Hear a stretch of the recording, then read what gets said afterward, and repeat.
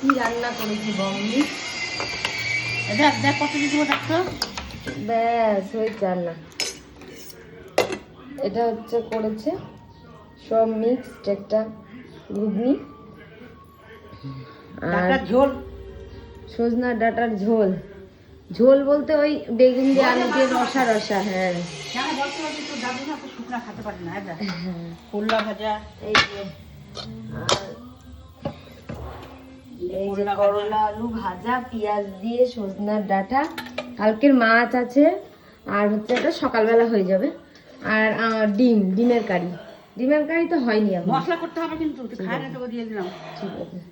ভাত হচ্ছে কালকের মাছের ঝোলটা আমি দিদিকে বলেছিলাম, রাতে তো বাইরেই খাওয়া দাওয়া হয়েছে তাই আর খাইনি, সব বাইরেরগুলো খেয়েছি, রেখে দিয়েছিল আমার জন্য।